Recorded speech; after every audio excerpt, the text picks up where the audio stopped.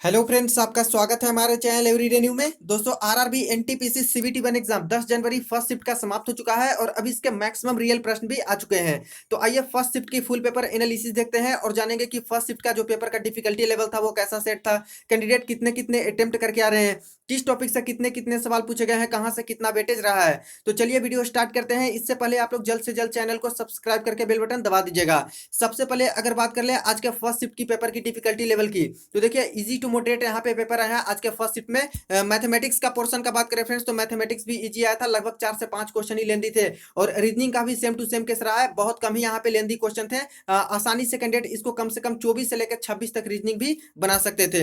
General awareness की बात कर ले तो जनरल अवेयरनेस में देखिए जो वेटेज है करेंट अफेयर का, लगभग 8 से लेके 10 क्वेश्चन तक करेंट अफेयर के पूछे गए हैं। स्टैटिक जी के वाले बहुत ज्यादा प्रश्न पूछे गए हैं और मॉडर्न हिस्ट्री से भी कुछ कुछ प्रश्न यहाँ पे अच्छा खासा पूछा गया है। तो चलिए सारे जो क्वेश्चन मिले हैं वो देख लीजिए। इससे पहले अगर बात कर लें कि कैंडिडेट के अटेम्प्ट कितने रहे हैं, तो जितने कैंडिडेट से मैंने रिव्यू लिए हैं उसके अकॉर्डिंग मैं अगर बताऊं तो किसी कैंडिडेट ने 82 अटेम्प्ट किया है, किन्हीं ने 86 अटेम्प्ट किया है, किन्हीं ने 87 अटेम्प्ट किया है, किन्हीं किन्हीं कैंडिडेट ने 77, 76, 72 इस प्रकार से भी अटेम्प्ट किए हैं। तो चलिए सारे क्वेश्चन देख लीजिए।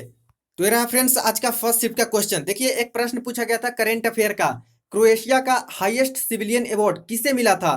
तो क्रोएशिया देश दे दिया गया था फ्रेंड्स, तो इसका करेक्ट आंसर हो जाएगा प्रेसिडेंट ऑफ इंडिया यानी रामनाथ कोविंद को मिला था क्रोएशिया का हाईएस्ट सिविलियन अवार्ड। इसके बाद एक हिस्ट्री का सवाल था इतिहास से, तानसेन की संगीत की शैली क्या थी, ये आपसे पूछ ली गई थी। ऑप्शन कैंडिडेट द्वारा शेयर नहीं किए गए हैं, जिनको करेक्ट आंसर याद होगा कमेंट सेक्शन में जरूर मेंशन कर दीजिएगा। तो तानसेन की संगीत की शैली यहाँ पे पूछी गई थी। एक यहाँ पे सिंपल सा सवाल आया था नीति आयोग से रिलेटेड कि नीति आयोग के फर्स्ट चेयरपर्सन कौन है यानी अध्यक्ष कौन है। तो नरेंद्र मोदी यानी जो प्राइम मिनिस्टर इंडिया के होते हैं वही नीति आयोग के अध्यक्ष भी होते हैं। इसके बाद एक प्रश्न था अर्थ समिट से लेके कि अर्थ समिट कहाँ पे आयोजित हुआ था।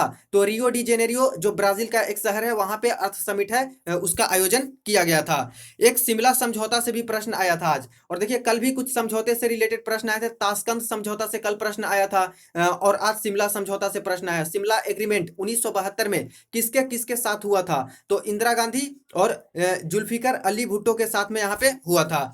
एक प्रश्न था फ्रेंड्स येलो रिवॉल्यूशन से रिलेटेड यानी जो पीली क्रांति होती है उससे रिलेटेड है कि किसके बढ़ावा देने के लिए यहाँ पे येलो रिवॉल्यूशन लाया गया है। तो मस्टर्ड यानी सरसों या फिर कह लें कि ऑयल के जो प्रोडक्शन है उसको इंक्रीज करने के लिए बढ़ाने के लिए यहाँ पे येलो रिवॉल्यूशन लाया गया था। इसके बाद एक प्रश्न था इंटरनेशनल एटॉमिक एनर्जी एजेंसी की फॉर्मेशन कब हुई, यानी इसका पूछ लिया कि कब ये बनी थी इंटरनेशनल एटॉमिक एनर्जी एजेंसी। तो 1957 में ये बनाई गई थी। एक देखिए टेम्पल से रिलेटेड आज भी प्रश्न आया है, कल भी आया था फ्रेंड्स, पद्मनाभा स्वामी करके टेम्पल था जो कि केरला में था। और आज आया है कि कामाख्या मंदिर, कामाख्या टेम्पल है वो कहाँ पे इसका लोकेशन है। तो असम हो जाएगा करेक्ट आंसर। देखिए एक प्रश्न कुश्ती से रिलेटेड था, रेसलिंग से।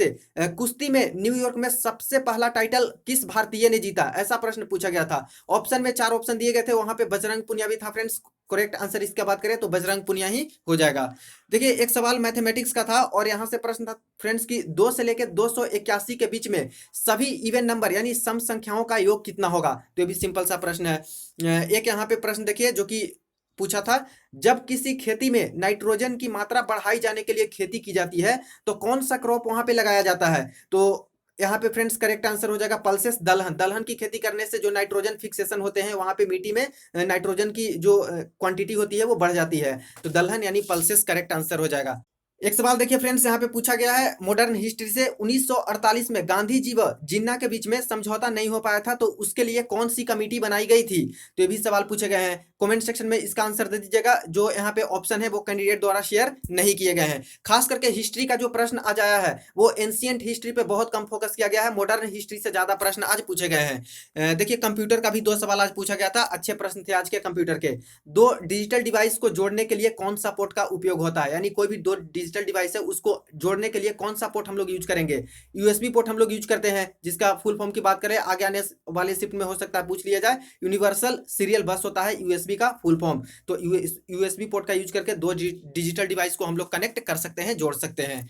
एक प्रश्न था कंप्यूटर से कि सेम टाइप ऑफ डेटा के समूह को क्या कहते हैं, यानी होमोजीनियस टाइप के जो डेटा होते हैं उनके समूह को क्या कहते हैं। तो एरे बोलते हैं।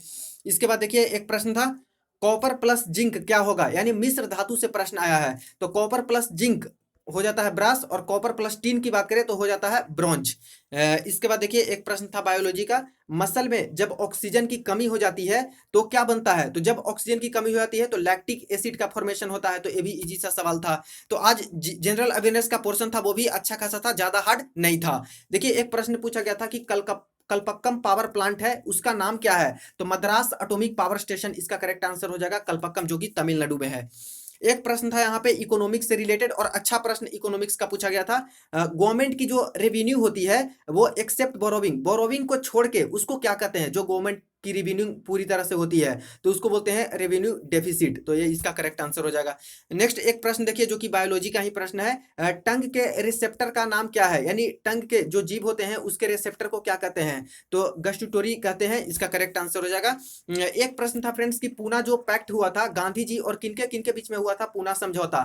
तो डॉक्टर भीमराव अंबेडकर के साथ हुआ था, महात्मा गांधी जी का। एक इस तरह से प्रश्न था कि हार्ट को अगर कार्डियोलॉजी तो किडनी को तो नेफ्रोलॉजी, इसका करेक्ट आंसर हो जाएगा। एक देखिए वर्ली पेंटिंग से रिलेटेड भी प्रश्न आ जाया है कि Warli painting related to which state? तो महाराष्ट्र स्टेट में फेमस है वर्ली पेंटिंग।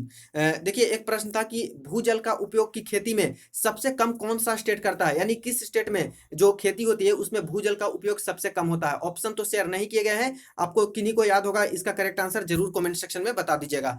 देखिए फ्रेंड्स एक प्रश्न आया था कि 21 जुलाई 2003 एंड 10 मार्च 2004 के बीच में कितने दिन है? इसको कैलेंडर का आप लोग प्रश्न समझ सकते हो फ्रेंड्स, कि आपसे पूरा दिन पूछ लिया गया है कि 21 जुलाई 2003 से लेकर के 10 मार्च 2004 के बीच में कितने दिन होंगे, तो ऐसे प्रश्न आपके पूछे गए थे। एक प्रश्न था ईस्ट इंडिया कंपनी से रिलेटेड, ईस्ट इंडिया की स्थापना कब हुई थी? तो 1600 ईस्वी में इसकी स्थापना हुई थी। एक था टीन प्लस लेड को क्या कहते हैं, यानी कौन सा मिश्र धातु होता है? तो सोल्डर बोलते हैं, जो इलेक्ट्रिकल सोल्डर होता है उसको बनाने के लिए टीन और लेड का ही मिश्र धातु होता है। एक बुक एंड ऑथर से भी आज प्रश्न आया है, और बुक एंड ऑथर, बुक का नाम था दोस्तों चंद्रकांता। चंद्रकांता की जो राइटर है वो कौन है? तो देवकी नंदन खत्री हो जाएगा करेक्ट आंसर। एक देखिए प्रश्न पूछा था सेकंड 5 ईयर प्लानिंग कमीशन जो था दोस्तों पंचवर्षीय योजना, दूसरी पंचवर्षीय योजना किसके मॉडल पे बेस्ड थी? तो महालनोबिस के मॉडल पे बेस्ड थी, यानी पीसी महालनोबिस के मॉडल पे यहाँ पे बेस्ड था सेकंड पंचवर्षीय योजना। तो ये रहे दोस्तों आज के फर्स्ट शिफ्ट के क्वेश्चन। अगर वेटेज की बात कर ले तो देख लीजिए मैथमेटिक्स में ट्रिगोनोमेट्री से 2 क्वेश्चन आए हैं, एक इजी था और एक हार्ड था, टाइम टेकिंग था। पाइप एंड सिस्टर्न यानी नल और हौज से भी दोस्तों आप एक प्रश्न देखने को मिला है। एसआईसीआई से 2 क्वेश्चन था, एक तो डिफरेंस दिया गया था उसमें आपको अमाउंट निकालने थे, और दूसरा सिंपल इंटरेस्ट दिया गया था फ्रेंड्स, उसमें आपको रेट निकालना था, बिल्कुल इजी सा था। देखिए बोट एंड स्ट्रीम से बात करें तो एक क्वेश्चन बोट एंड स्ट्रीम का भी आया है। पाइथागोरस थ्योरम का यूज करके एक क्वेश्चन आपको बनाने थे, लैडर था और वाल दिया गया था कि कोई सीढ़ी जो लगाई जाती है वाल पे इस तरह से। एक ज्योमेट्री से बात करें तो 2 से 3 प्रश्न आए थे, मेंसुरेशन से भी 3 क्वेश्चन आए थे। टाइम एंड वर्क से बात करें तो 2 से 3 क्वेश्चन, प्रॉफिट एंड लॉस के भी 2 क्वेश्चन, मीन मीडियन मोड का एक क्वेश्चन, और डेटा इंटरप्रिटेशन वाले हर शिफ्ट में ही आ रहे हैं। बोडमास से सबसे ज्यादा क्वेश्चन था, बोडमास और सिंप्लीफिकेशन को मिला के लगभग 4 से 6 क्वेश्चन। प्रश्न की डिफिकल्टी लेवल ज्यादा नहीं थी मैथमेटिक्स और रीजनिंग की।